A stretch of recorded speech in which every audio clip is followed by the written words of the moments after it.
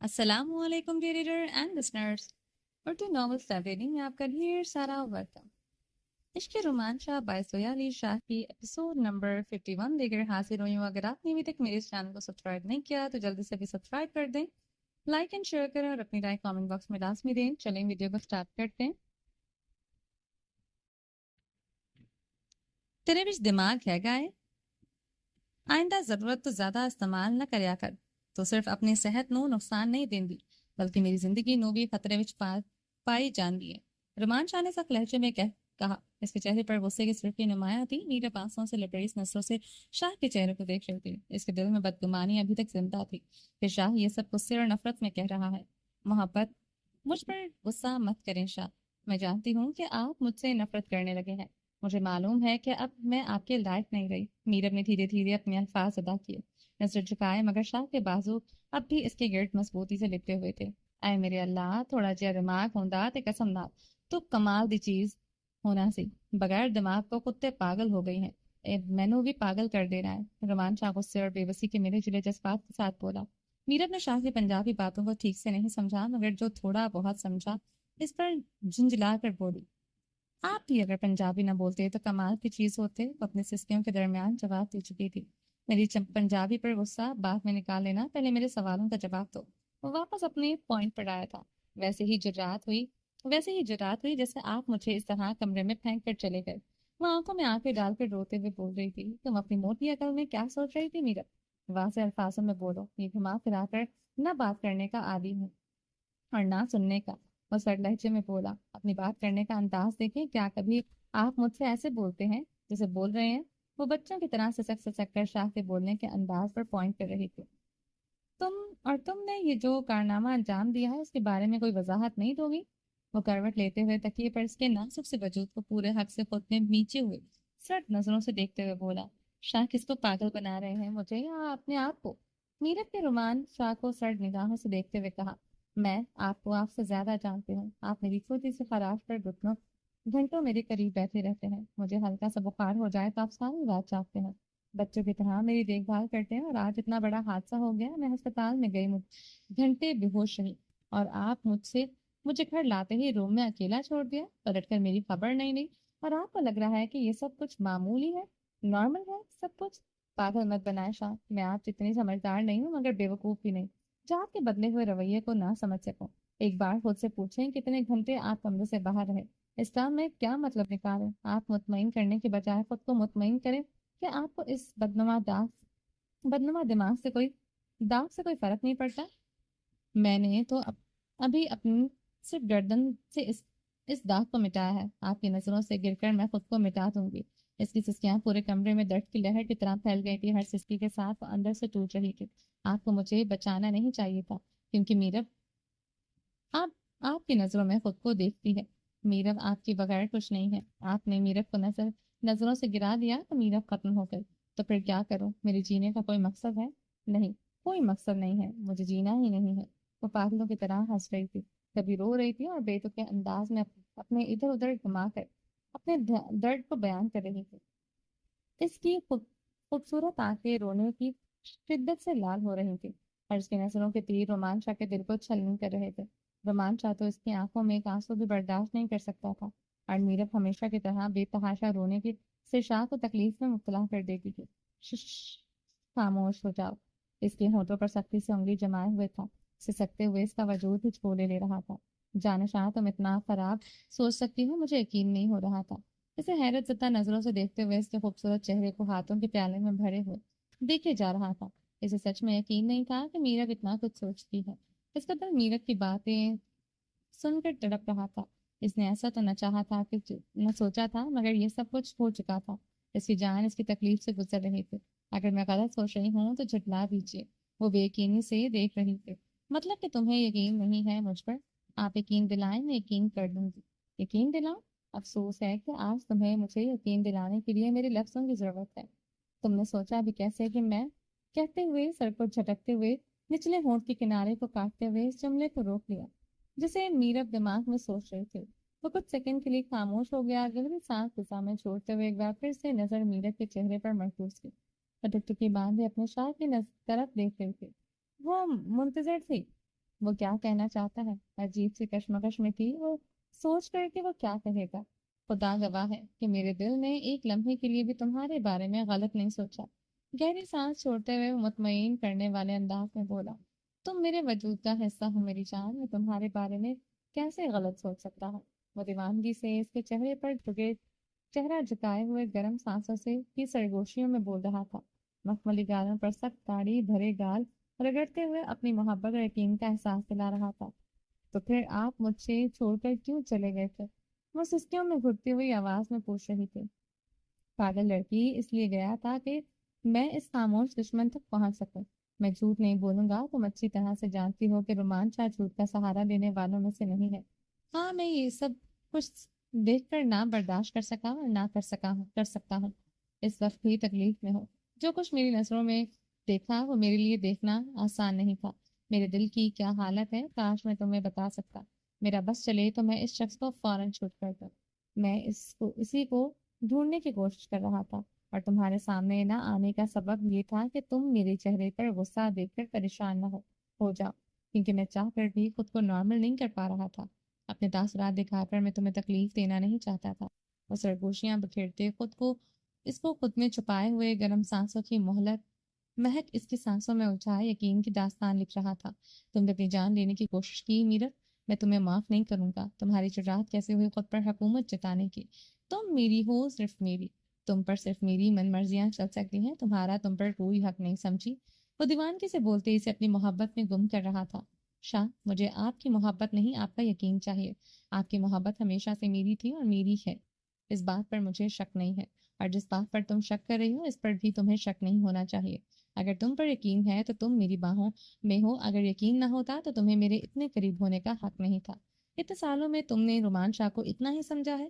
وہ چہرہ اٹھا کر سوالیہ نظروں سے دیکھتے ہوئے پوچھ رہا تھا۔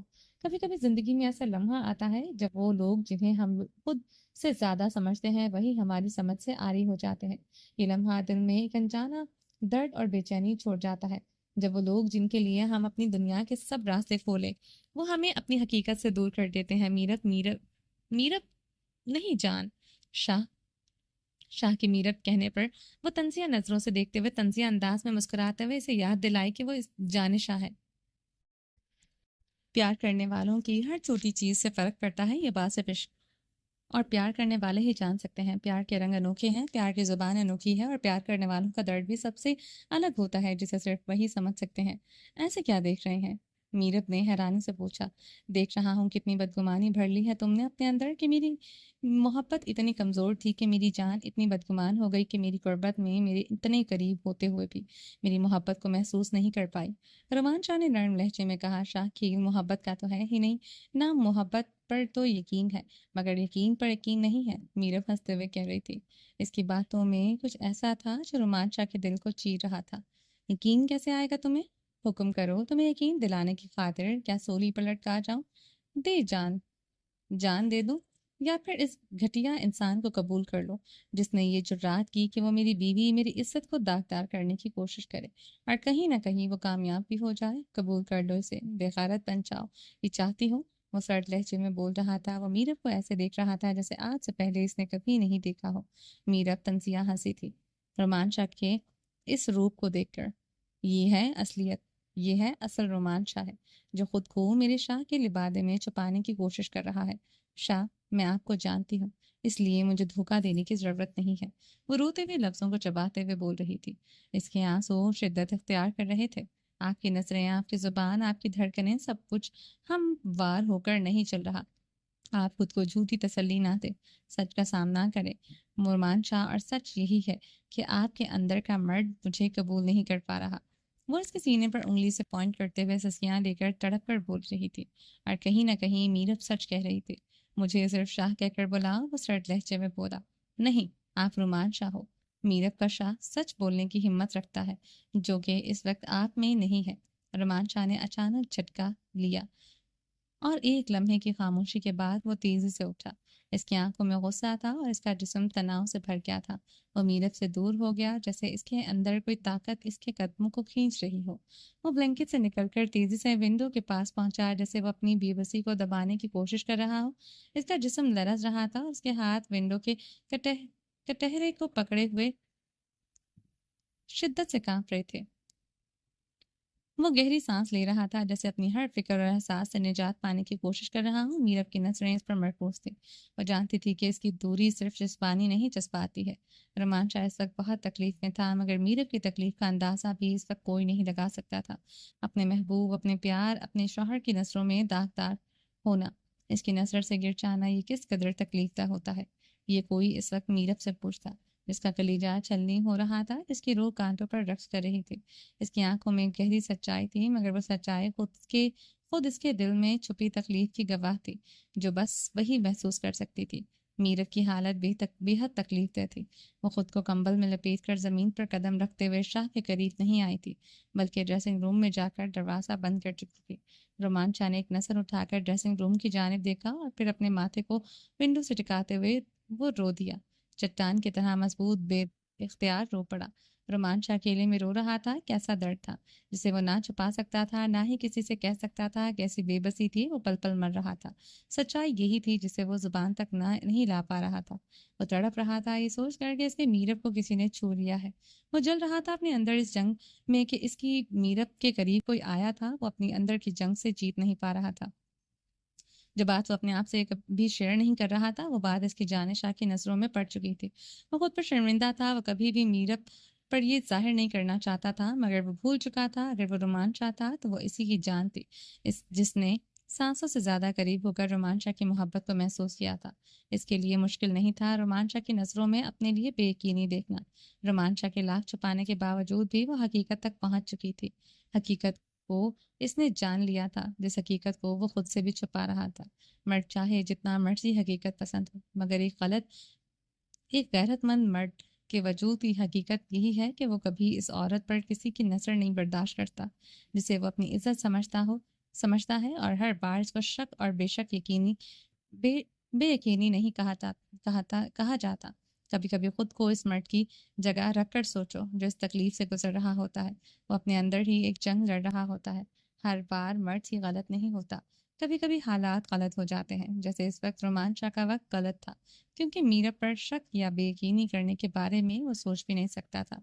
मगर इसके बावजूद वो अपनी जानशाह के दिल के हजारों टुकड़े कर चुका था।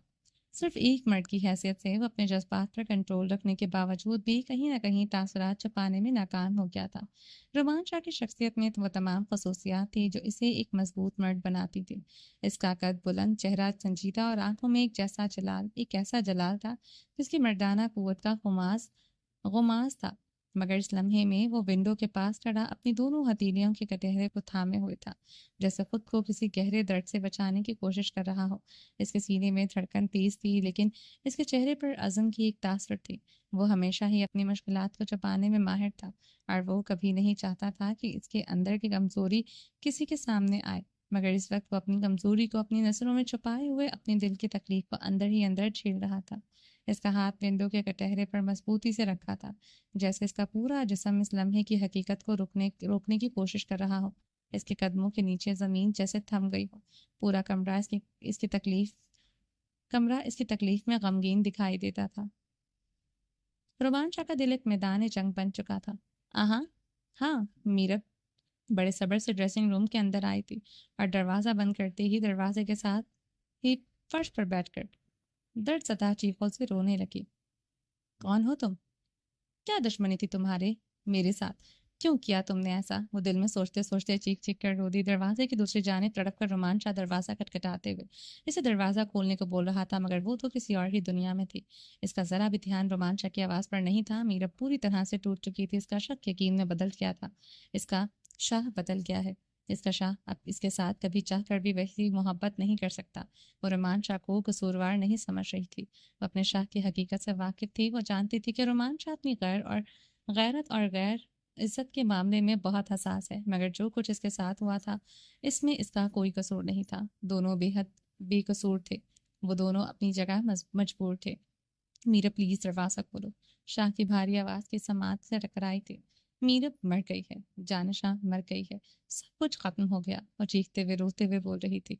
मीरा पागल मत बनो, दरवाजा खोलो, ऐसा कुछ नहीं है जो तुम सोच रही हो। दरवाजे के बाहर रोमांचा अपने आंसुओं को जब्त करते हुए दरवाजा खोलने को बोल रहा था और डर रहा था। मीरा خود کو کوئی نقصان نہ پہنچا لے۔ ہاں ہاں ہاں، واہ، میرا شاہ جھوٹ بول رہا ہے، ایسا کچھ نہیں ہے۔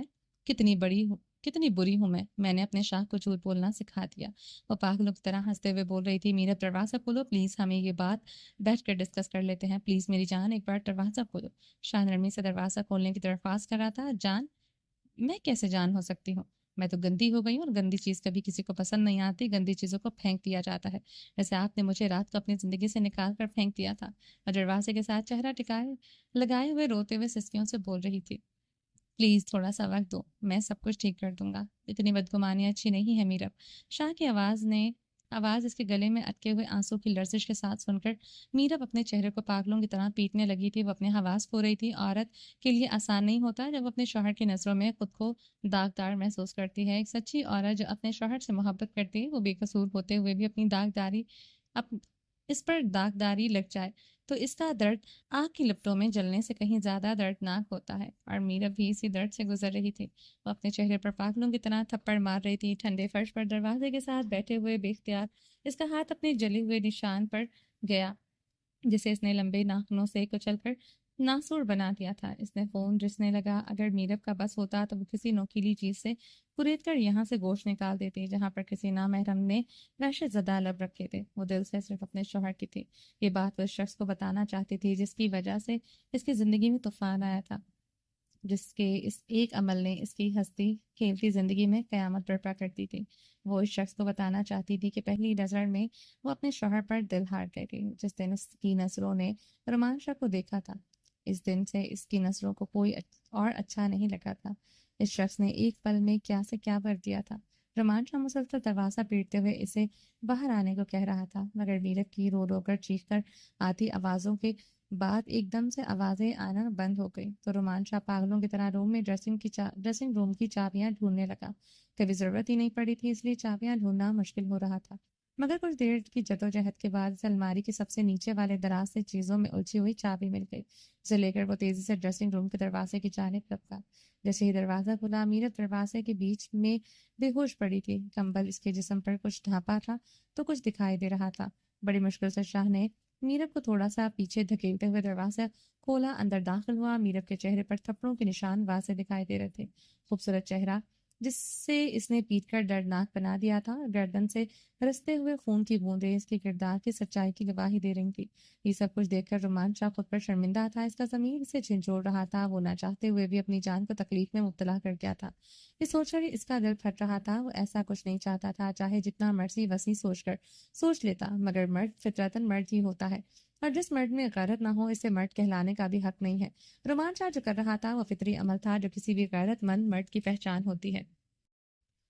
کیسے بھول جاؤں؟ وہ اونچی آواز میں روتے ہوئے میرب کو اپنی باہوں کے حصار میں پوری طرح سے قید کیے ہوئے تھا، اور وہ بے جان وجود کے ساتھ اس کی باہوں میں جھول رہی تھی۔ مجھے معاف کر دو میری جان، میں تم پر شک نہیں کر رہا۔ وہ میرب کو کمبل میں کور کرتے ہوئے اپنے سینے سے لگا کر گھٹنوں کے بل بیٹھا تھا۔ تم میری جان ہو، میرا عشق ہو، میرا جنون ہو، میں تمہارے لیے ذرا سا بھی غلط نہیں سوچ سکتا۔ میں کیا کروں؟ اپنے دل کا جس پر آگ لگی ہوئی ہے، اس کو کیسے اچھا کروں؟ وہ اونچی آواز میں روتے ہوئے میرب کو اپنی باہوں کے حصار میں پوری طرح سے قید کیے ہوئے تھا، اور وہ بے جان وجود کے ساتھ اس کی باہوں میں جھول رہی تھی۔ اے اللہ مینوں صبر دے، اے اللہ میرے اندر وہ صبر پیدا کر جڑا مینوں برداشت کرن دی ہمت دے۔ اے اللہ میں اینوں کوئی تکلیف نہیں دینا چاہتا، نہ چاندیا ہویا بھی میں تکلیف دے گیا اس پاگل نوں۔ میں کیویں دساں کہ اینوں تڑپا کے میں کیڑا سکون وچاں؟ اینوں تکلیف تو بچان لئی ایندے تو دور رہیا، اینوں دکھ تو بچان لئی لکھ دلیلاں دیتیاں، پر اینے میریاں دلیلاں منیاں بھی تے نہیں۔ وہ اونچی آواز میں خود سے ہی باتیں کرتے ہوئے رب سے روبرو تھا، جس میں دعا کے ساتھ ساتھ تڑپ تھے۔ رومان شاہ میرب کو آہستگی سے بیڈ پر لٹا چکا تھا۔ اس کی پیشانی پر تھکن کے آثار نمایاں تھے۔ باہر فجر کی اذان گونجی تو وہ ایک گہری سانس لیتے ہوئے کھڑا ہوا، وضو کر کے مصلح بچھایا اور نماز کے لیے قیام کیا۔ یا اللہ اسے ٹھیک کر دے، دل ہی دل میں دعا کرتے ہوئے سجدے میں جھک گیا۔ میرب بے ہوش ہی حالت میں हल्के से कराही। रोमांचा का दिल धड़क उठा था, मगर इसने खुद को मजबूत किया। नमाज खत्म करके वो फौरन मीरब की जानिब लपका।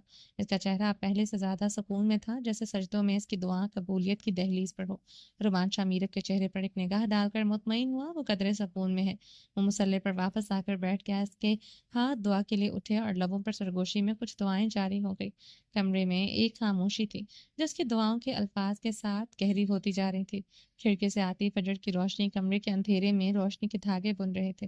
रोमांचा की आंखों में नमी थी, मगर चेहरे पर एक अज़्म वाज़ेह था। या रब, वो सरगोशी करता है, गहरी दुआ के लिए खुद को तैयार कर रहा था। रोमांचा दुआ के लिए हाथ उठाए, अपनी पलकें बंद की, अपने रब के हजूर झुका हुआ था।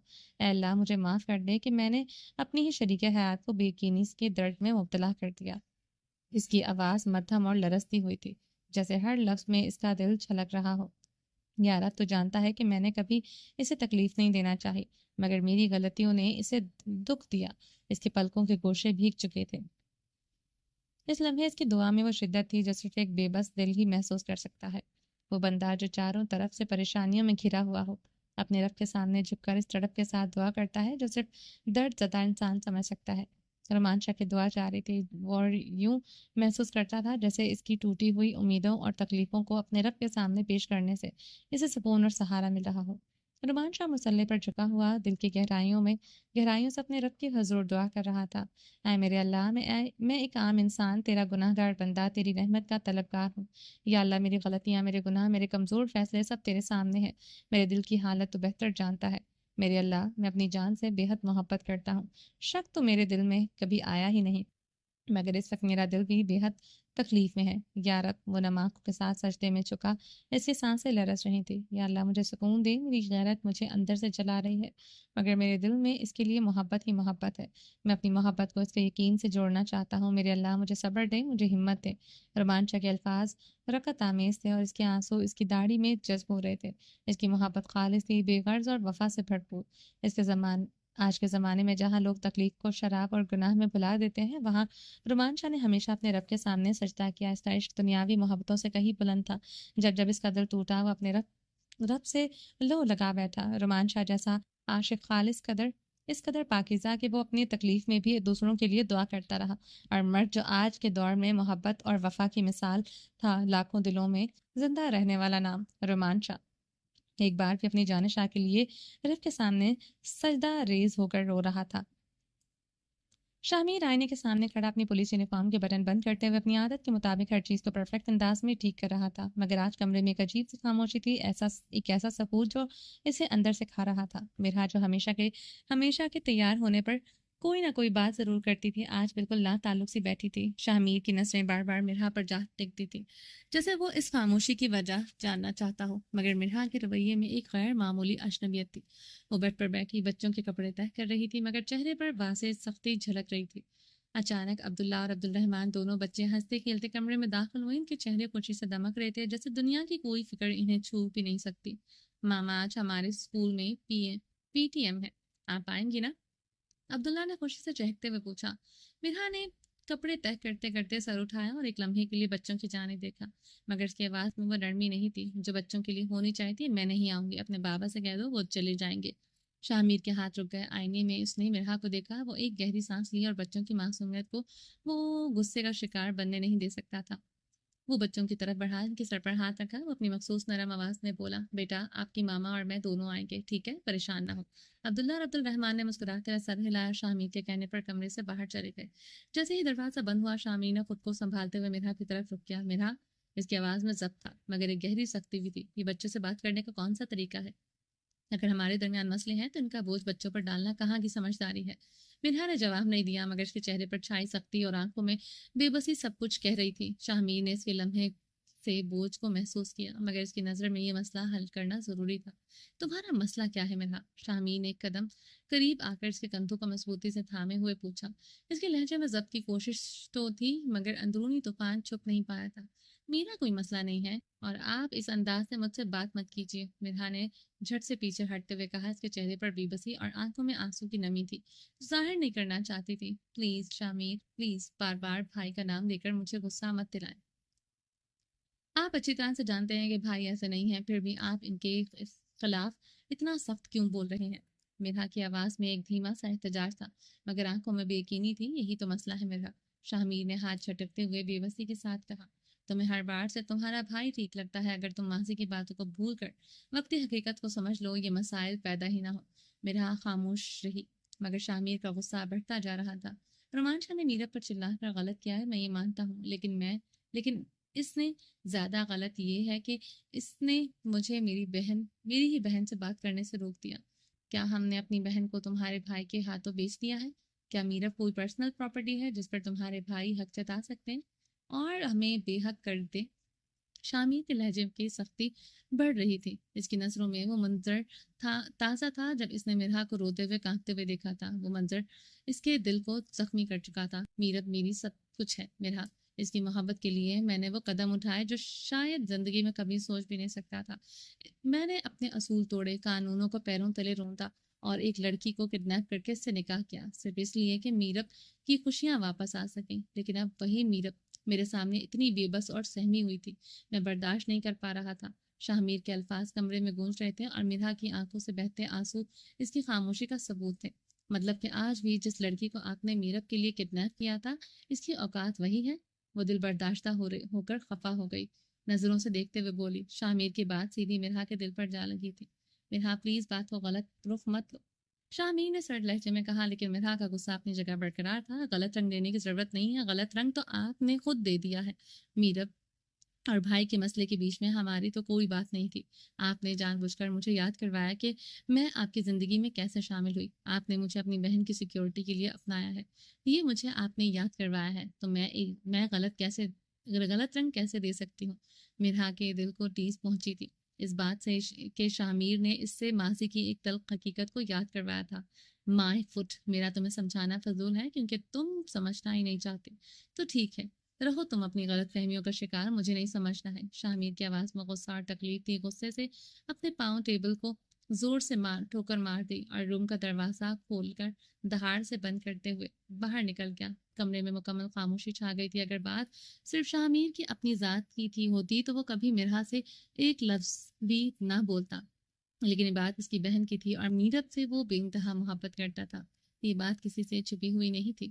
مرحا دروازہ بند ہونے کے بعد سے سکر بیڈ پر بیٹھ گئی اور آنکھوں میں آنسو تھے. کیوں آپ میرے بھائی کو ہمیشہ اپنے مقابل کیوں لے آتے ہیں؟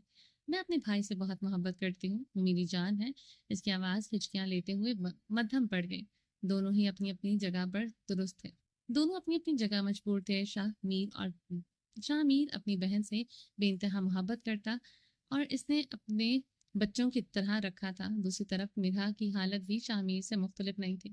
وہ بھی اپنے بھائی سے بہت محبت کرتی تھی مگر اسے بھائی کم اور باپ زیادہ سمجھتی تھی کیونکہ رومان شاہ نے مرحا کو بیٹیوں کی طرح پالا تھا. اس نے مرحا کی ہر خواہش کو پورا کیا تھا اور کبھی زندگی میں اسے باپ کی کمی محسوس نہیں ہونے دی تھی. دونوں کی محبت اور احساسات اپنی جگہ پر درست تھے مگر ان کی محبتوں کا انداز مختلف تھا. کاشان رضوی کا چہرہ غصے سے سرخ تھا. اس نے فون پر دھمکی دیتے ہوئے کہا. اس کا منہ بند کروا دو. اگر اس نے زبان کھولی تو اپنے گھر والوں کو بچا نہیں پائے گا. اس کی آواز میں خوف اور غصہ تھا. وہ کسی بھی قیمت پر اپنی بات منوانا چاہتا تھا. کاشان رضوی کا چہرہ بے خوفی اور اعتماد سے بھرا تھا. وہ سگریٹ کا آتش لیتے ہوئے صوفے پر بے ترتیبی سے بیٹھا اور ٹانگیں پھیلائے ہوئے کمر کو صوفے کی پشت سے ٹکا دیے مکمل سکون میں تھا. اس کی آنکھوں میں ایک چمک تھی جس کے جرات مندانہ لہجے سے اور بھی گہری ہو گئی تھی. جتنا مرضی اچھل لو رومان شاہ مگر مجھ تک اتنی آسانی سے تم نہیں پہنچ سکتے. تمہیں تب رسائی حاصل ہوگی جب میں چاہوں گا. کاشان رضوی کی آواز میں ایک عجیب سے سرکشی تھی جیسے وہ اپنے منصوبوں کی کامیابی پر پکا ہو. وہ گلاس میں رکھی ٹرنک کا دھیرے دھیرے سے گٹکا انڈیلتے ہوئے خود سے بڑھ پڑا ہے. تم کیا جانو کہ 9 سال کا ہجر کتنا تکلیف دہ ہوتا ہے. وہ میری ہے جسے تم اپنی ملکیت سمجھ بیٹھے ہو لیکن میں اسے ہر قیمت پر تم سے چھین لوں گا. پہلی ہی بار میں اس نے سانسوں سے زیادہ قریب کر چکا ہوں. میرے لیے کچھ بھی مشکل یا ناممکن نہیں ہے. اس کے لہجے میں ایک مخصوص ٹھنڈک تھی جو اس کی درندگی کو واضح کر رہی تھی. کاشان رضوی کی آنکھوں میں ایک عجیب سی چمک تھی جیسے وہ کسی سرور میں غرق ہو. وہ نشے کی حالت میں سر کو صوفے سے پشت سے ٹکائے ہوئے مسکراتا ہوا خود سے گنگنایا. تیرے عشق پہ تیرے وقت پہ بس حق ہے ایک میرا. تیری روح پہ تیرے جسم پہ بس حق ہے ایک میرا. اس کے لفظوں میں گہرائی تھی مگر اس میں چھپی درندگی اور فریب کی حقیقت بھی واضح تھی. جیسے وہ اپنے نقشے میں غرق ہو کر میرت کے وجود پر اپنے قبضے کی بات کر رہا ہوں۔ کاش آنڈرسلی، کاش کبھی تھوڑی سی محبت اپنی بیوی سے بھی جتا لیتے۔ اچانک نشا روم میں آئی اور تنقیدی نظروں سے اسے دیکھتے ہوئے اس کے سامنے کھڑی ہو گئی۔ کاشان نے غصے بھری نظروں سے اس کی جانب دیکھا۔ کاشان بیوی اس لائق ہوتی تو میں ضرور دکھاتا۔ کاشان نے دل چلا دینے والے انداز میں کہا، کیوں؟ کیا کمی ہے مجھ میں خوبصورت ہوں، جو جوان ہوں، آپ سے تو چھوٹی بھی ہوں۔ کم عمر بیوی کو دو شوہر پلکوں پر بٹھا کر رکھتے ہیں، مگر آپ میری طرف دیکھنا گوارا نہیں کرتے، تو کمی پھر آپ میں ہے۔ وہ کاٹدار تیز لہجے میں بولی۔ جاب کرتے ہی منہ میں زبان پھوٹ آئی ہے۔ گڈ، کیا وہاں آفس میں کوئی مجھ سے بہتر مل گیا ہے؟ وہ کش لگاتے ہوئے آئی برو کو اچکا کر بولا۔ اس کے چہرے پر ایٹیٹیوڈ نمایاں تھا۔ میں آپ کی طرح گھٹیا سوچ اور گھٹیا فطرت کی مالک نہیں ہوں۔ میرے لیے سب کچھ آپ ہیں۔ آپ میرے لیے میرا سب کچھ ہے، وہ جھڑک کر بولی تھی، مگر جب بہتر آپشن ملے گا تو میری طرف سے تمہیں پوری اجازت ہے کہ تم اپنا راستہ چن لینا۔ کاشان مسلسل سگریٹ کے کش لگاتے ہوئے باتیں کر رہا تھا۔ وہ ذرا سا بھی لچک کے بات نہیں کر رہا تھا۔ انداز ایسا تھا کہ کسی بھی طرح سے نشا اس کا ساتھ چھوڑ دے۔ آپ کو ذرا سی بھی شرم نہیں آتی یہ کہتے ہوئے کہ میں کسی اور سے اپنا رشتہ جوڑ لوں؟ بیوی ہوں آپ کی، بولتے ہوئے بھی تو کبھی سوچ لیا کریں۔ ویسے بھی میں آپ کی جیسی نہیں ہوں جو کہیں بھی منہ مارتی پھروں۔ نشا کو کاشان کا بے پرواہ سا انداز بہت برا لگا۔ وہ نشا کی حالت پر ہنستا نفی میں سر ہلا کر گہری سانس فضا میں چھوڑتے ہوئے اس کے درد سے محفوظ ہو رہا تھا۔ تم نے جو بھی بکنا ہے بکو، مجھے رتی برابر بھی فرق نہیں پڑتا کہ تم میرے بارے میں کیا سوچتی ہو۔ کاشان ایسے دیکھ رہا تھا جیسے وہ بیکار سامان ہو جس کے اسے کوئی ضرورت نہیں تھی۔ نشا درد زدہ ہو کر روتی ہوئی اسے دیکھ رہی تھی۔ ایسے مجھے مت دیکھو، مجھے ایسے دیکھنے کا حق صرف میری جان کو ہوگا، جسے میں اپنی مرضی سے اپنی زندگی میں شامل کروں گا۔ تم فضول کا وقت مجھ پر ویسٹ کر رہی ہو۔ مجھ سے تمہیں نہ کل کچھ حاصل ہوا ہے اور نہ آج کچھ حاصل ہوگا۔ نشا حقیقت کو تسلیم کرو، خدا کے واسطے میری زندگی سے نکل جاؤ۔ وہ دونوں ہاتھ جوڑتے ہوئے ہر لفظ کو گہرائی سے پیستے ہوئے بولا۔ نہیں جاؤں گی، بالکل نہیں جاؤں گی، جب تک میں اس منحوس کا چہرہ نہ دیکھ لوں جو ناخن کی طرح میری زندگی میں میری خوشیوں پر کندلی مار کر بیٹھی ہے۔ نشا اپنی بے عزتی پر روتے ہوئے مگر اٹل کھڑی تھی۔ اور تمہیں لگتا ہے کہ جس دن وہ مجھے حاصل ہو جائے گی، میرے پاس آ جائے گی، تو پھر تمہیں میں اپنی گھر اور اپنی زندگی میں رہنے دوں گا؟ نہیں، میں تمہیں اٹھا کر باہر پھینک دوں گا، کیونکہ میرے دل پر، میرے گھر پر صرف اس کی حکومت چلے گی۔ کاشان رضوی اس کے سامنے اس کی محبت کے غلام بن کر رہے گا۔ کاشان رضوی کی محبت صرف اس کے لیے ہے۔ وہ بغیر کسی لحاظ کے پھولتا جا رہا تھا اور اس کے الفاظ نشا کو زخموں سے چور کر رہے تھے۔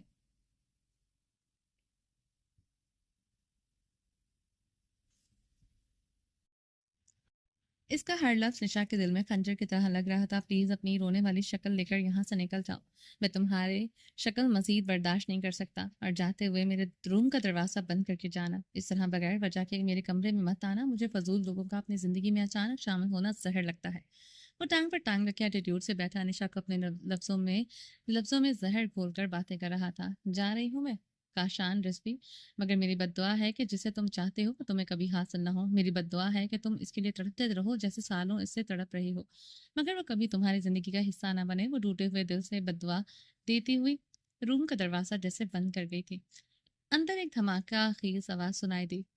ہوں، جتنی مرضی بد دعائیں دے لو، کاشان رضوی قسمت سے لڑچانے والوں میں سے ہے۔ میں بد دعاؤں کو چیرتا ہوا اس تک پہنچ جاؤں گا اور اسے اپنی زندگی کا حصہ بنا لوں گا۔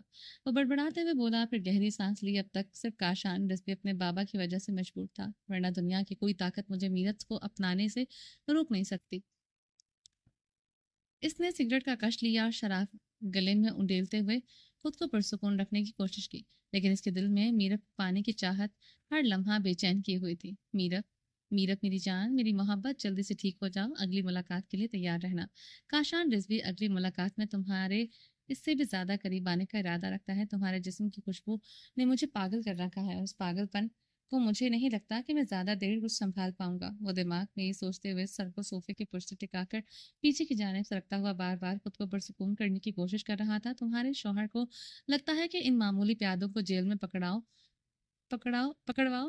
پکڑوا کر ان کے منہ سے سچائی اگلوا لو گا تو بہت غلط سوچ رہا ہے، کیونکہ اس کا بندوبست تو میں نے پہلے ہی کر رکھا ہے۔ وہ چاہ کر اپنے گھر والوں پہ خاطر زبانیں نہیں کھولیں گے، مگر ایک بات تو زماننی پڑے گی کہ شاہمین ملک نے اپنی بہن کے لیے ایک مضبوط مرد کا انتخاب کیا ہے، جس نے 24 گھنٹوں میں میرے بچھائے ہوئے جال کی ایسی کی تیسی پھیر دی ہے۔ وہ دماغ میں ہی سوچتے ہوئے دانتوں کو پیس رہا تھا۔ اس کے چہرے پر ایک غصے بھری شدت تھی۔ وہ کسی اور دنیا میں تھا جہاں اس کی ہر منصوبہ بندی مکمل رہی ہو۔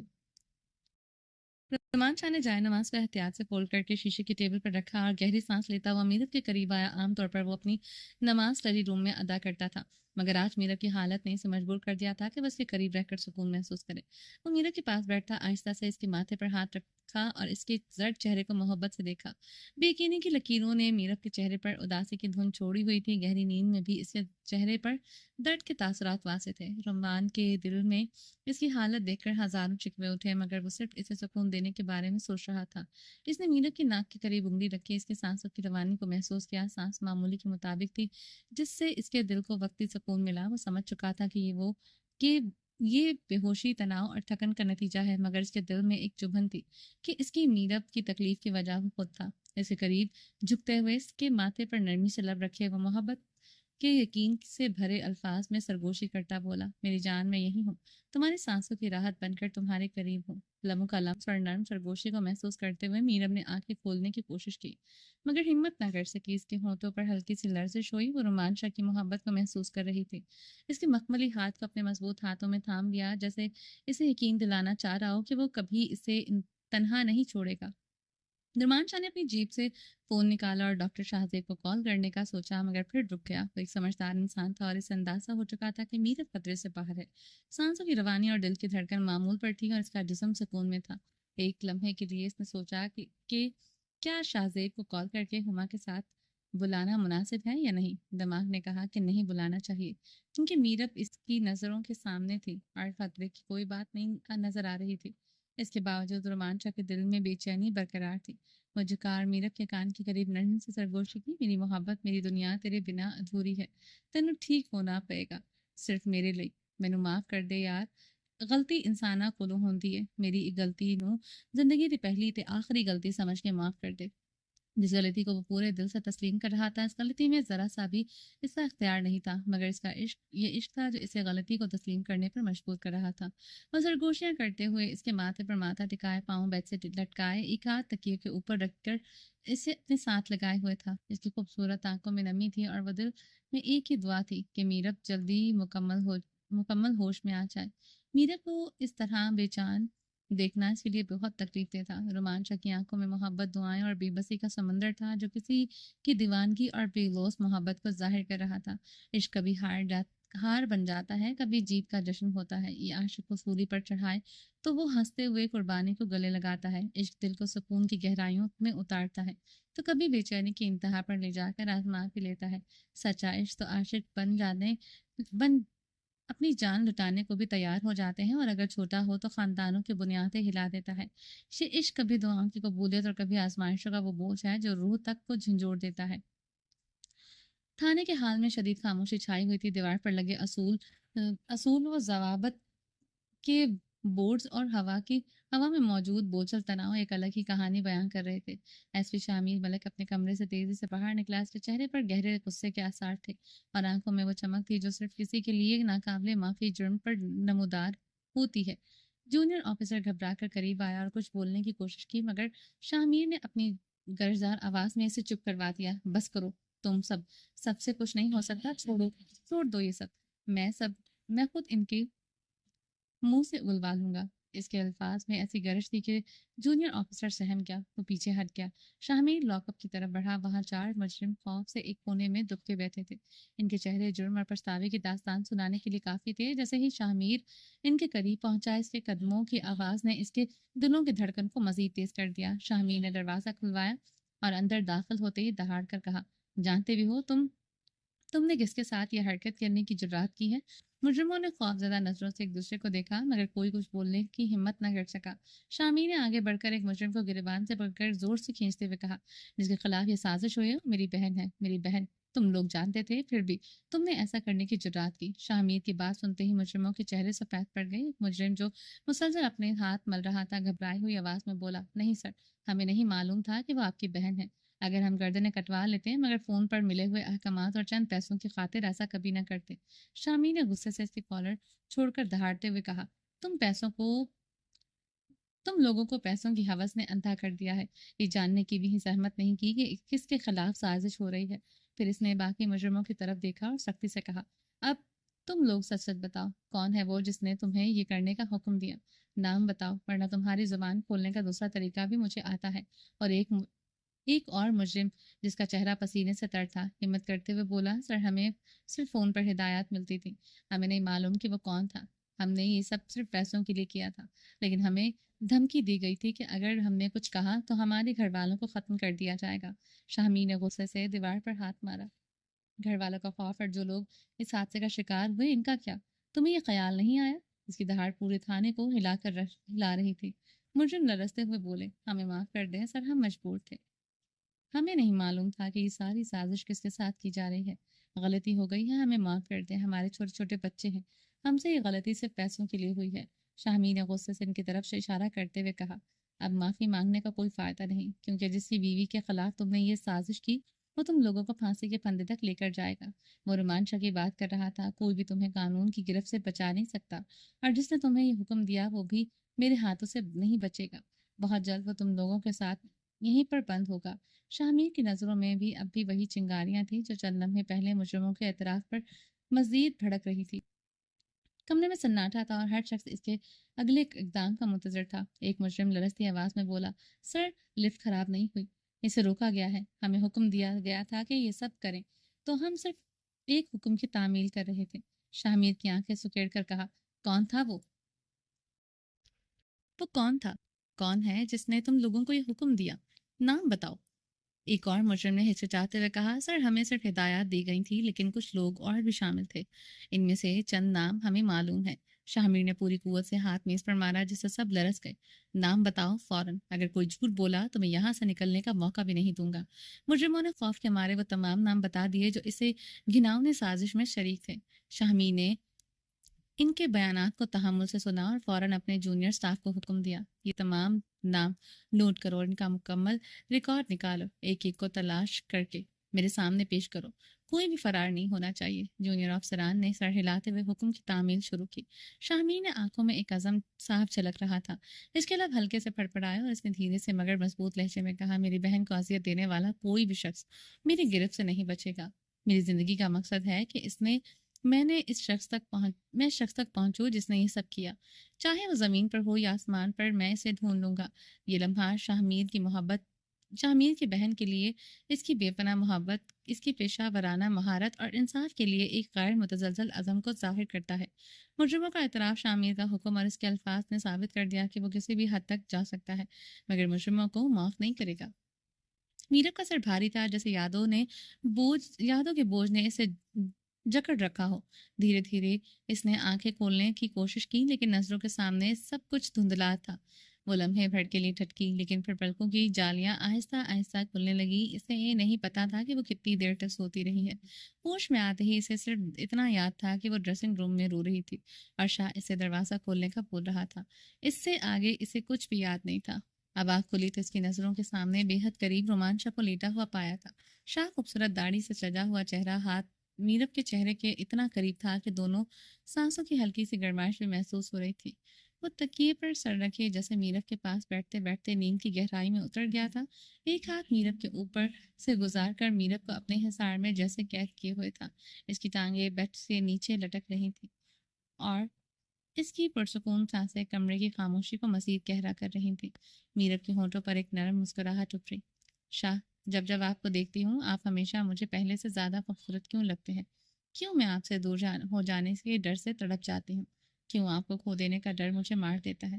وہ دل میں سوچتے ہوئے شاہ کی سخت داڑھی والے گال کو مخملی ہاتھ سے چھو کر محسوس کرتے ہوئے دیوان کی پری نظروں سے دیکھ رہی تھی۔ اس کے چہرے پر ہلکی سی مسکراہٹ تھی۔ شاہ آپ کو اپنے اتنے قریب دیکھ کر مگر مسکراہٹ دیر پا نہ تھی۔ ایک کڑواہٹ دل میں جاگی، وہ خیال جو کہ بار بار اسے توڑ رہا تھا، ہمارے بیچ میں کوئی تیسرا کیوں آ گیا ہے؟ خوبصورت آنکھیں نم ہونے لگیں، آنسو جو دل کی گہرائیوں سے نکلے تھے آہستہ آہستہ پھسلے اور رومانچا کی سخت داڑھی میں جذب ہونے لگے۔ سخت داڑھی پر مخملی ہاتھ کے لمس کو محسوس کرتے وہ بیدار ہونے لگا تھا۔ آنکھیں آہستہ آہستہ کھلیں، خوبصورت آنکھیں میرب کے چہرے پر ٹھہر چکی تھی۔ اے اللہ تیرا شکر ہے، وہ بلند آواز میں گہری سانس لیتے ہوئے خدا کا شکر ادا کر رہا تھا۔ میری جان ٹھیک ہے؟